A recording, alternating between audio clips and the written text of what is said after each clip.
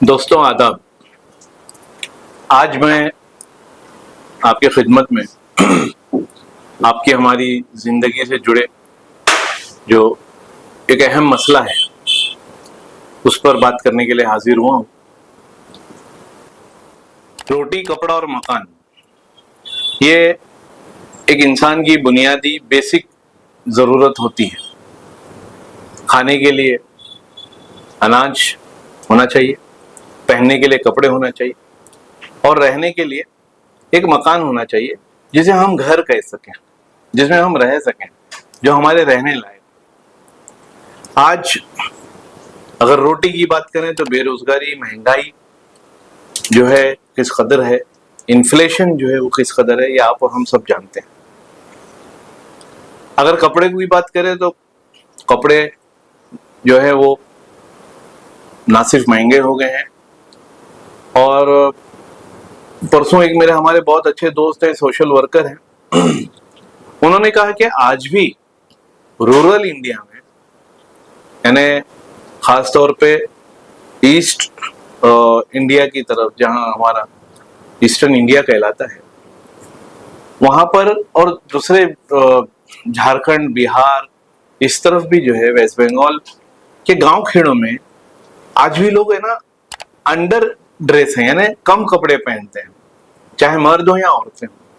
वो फैशन के हिसाब से नहीं बल्कि मजबूरी के हिसाब से, क्योंकि उनके पास पैसे नहीं है कि अपना पूरा तन ढक सके।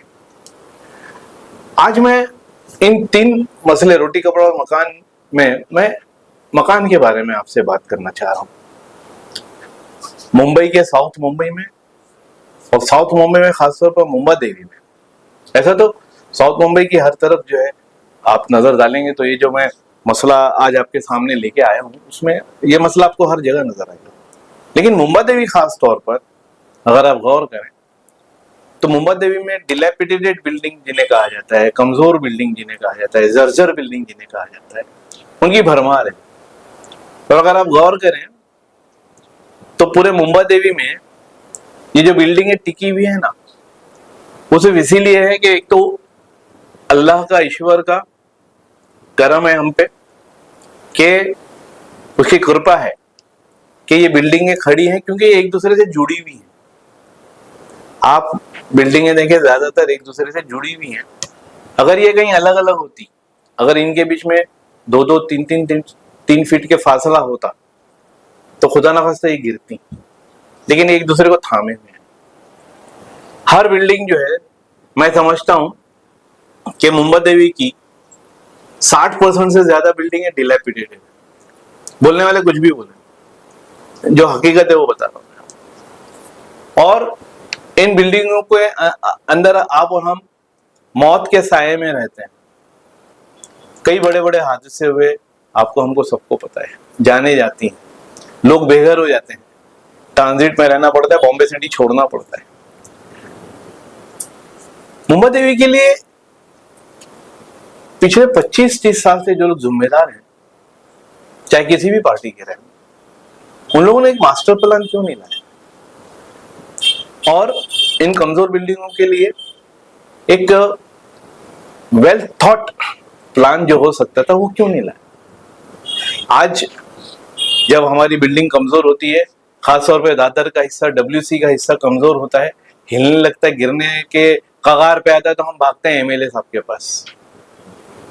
और एमएलए साहब जो है अपने फंड में से, ये एमएलए फंड जो होता है ना, ये इनका जाती फंड नहीं होता, ये आपके हमारे अदा किए हुए, पे किए हुए टैक्सेस में से ही आता है। तो अगर कोई एमपी, एमएलए, कॉर्पोरेटर फंड देता है तो ये हम पे एहसान नहीं करता, ये हमारा ही पैसा हमको लौटाते हैं ये लोग। और बड़े बड़े बैनर लग जाते हैं, रास्ते का काम कराया हमारे पैसे से, बिल्डिंग में फंड दिया हमारे। गलत, ये आपका हमारा पैसा है। तो कुछ एमएलए हैं जो कमीशन नहीं लेते हैं, जितना बिल्डिंग फंड होता है 5 लाख, 3 लाख, 2 लाख पूरा देते हैं। हम तारीफ भी करते हैं उस बात की कि भाई ये ऐसे एमएलए हैं जो कमीशन नहीं करते।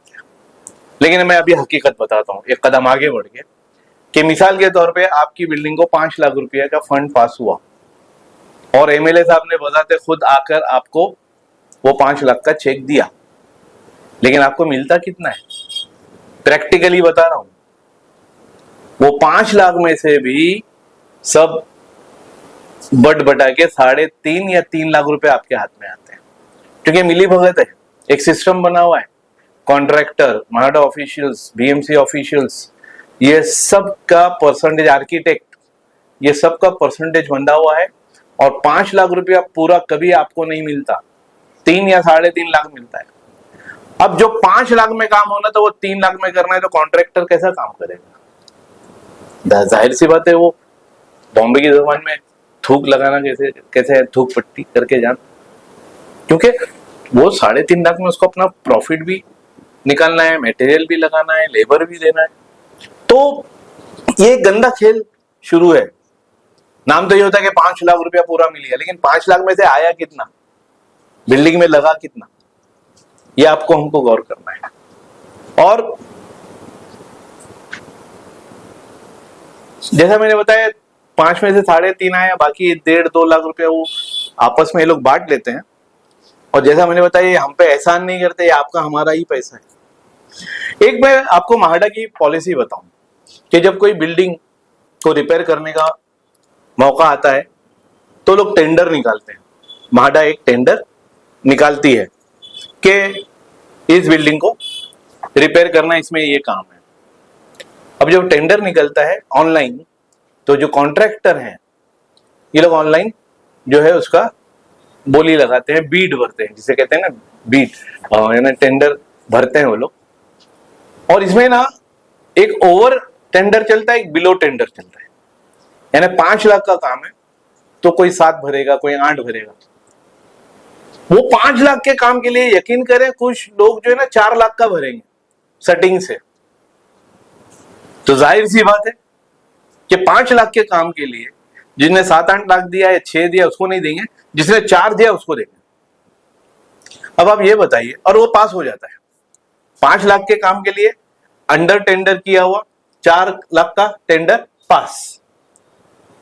अब बताइए कि जो कॉन्ट्रैक्टर है जिसने 5 लाख का काम 4 लाख में लिया है, वो आपको क्या किस तरह का काम करके देके जाएगा? क्या वो ईमानदारी से काम करेगा? क्या आपकी हमारी बिल्डिंग जो है मजबूत होगी?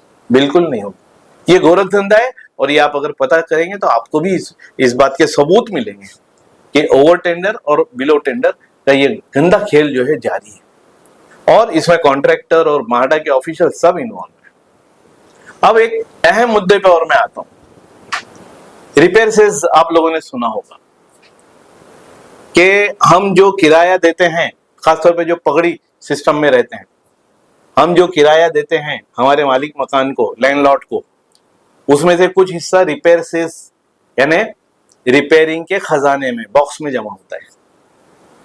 और हमारे किरायों में वो रिपेयर सेस आते आते वो लैंडलॉर्ड जो है वो जमा करता है, वो म्हाडा के पास जमा होता रहता है, और कई सालों में वो हमारा 2 लाख, 5 लाख, 10 लाख बन जाता है। तो म्हाडा भी जो हमको रिपेयरिंग के लिए पैसा देती है ना, वो एहसान नहीं करती, ये आपका हमारा किराए के साथ अदा किया हुआ रिपेयर सेस होता है जो हमें दिया जाता है। एक और बात सुनिए, मालूम होगा आप लोगों को कि बिल्डिंग बनी, रिपेयर हो गई, उसके बाद जो बिल भाड़ा आएगा ना वो बढ़ के आएगा। अगर पहले 500 था तो अब 800 हो जाएगा, क्योंकि रिपेयर सेस बढ़ जाएगी। हम खुश होते हैं बिल्डिंग रिपेयर हो गई, किराया बढ़ गया। तो यानी एक कॉमन मैन को सिवाय मारने के और खुदा ना खास्ता उसको जो है एक मजबूरी की लाइफ गुजारने पे मजबूर करने के इन लोगों के पास कुछ भी नहीं है। आज आप अपने अतराफ में गौर करें, आप और हम जिस बिल्डिंग में रहते हैं वहां गौर करें, और इस नुक्ते नजर से, इस पॉइंट ऑफ व्यू से सोचें कि हम किस कदर डेंजर, कमजोर, डिलैपिडेटेड बिल्डिंग्स में रह रहे हैं। क्या आपका हमारा हक नहीं कि हमें एक अच्छा घर मिले, अच्छा माहौल मिले, जहां साफ सफाई हो, कचरा ना हो, गटरें ना भरती हो, हमें चलने के लिए रास्ते जहां पे हो, हम अपनी स्कूटर ले जा सके। आज आप देखिए कि इनके नाअहली की वजह से, इनकी कम अक्ली की वजह से, इनके पास विजन नहीं है, उस वजह से आज आप और हम गटर में रह रहे हैं, आप एक सिंगल स्कूटर नहीं ले जा सकते। खुदा ना खास्ता कोई हादसा हो जाए तो ना फायर ब्रिगेड आ सकती है, ना एम्बुलेंस आ सकती है। ओला वालों ने तो आना ही छोड़ दिया, अंदर मेन रोड पे बुलाते हैं हमको। अब कोई ज़ईफ आदमी है, ज़ईफ औरत है, बीमार है, तो कैसे जाएगी? ये हाउसिंग डेवलपमेंट प्लानिंग में आता है सर जी। मैं पार्किंग की और ट्रैफिक की बात नहीं कर रहा हूँ। ये इश्यूज जो है ना बिल्डिंग से रिलेटेड है, पार्किंग का भी, चलने का भी। तो मैं आज आप लोगों को सतर्क करने आया हूं कि जो हो चुका हो चुका, अब और बर्दाश्त मत कीजिए। अपने आप को और मजबूर मत बताइए, मजबूर मत कीजिए। अपनी फैमिली के लिए सोचिए। खुदा ना खास्ता कल को कोई हादसा हो गया तो भागना भुगतना आपको और हमको है। Thank you.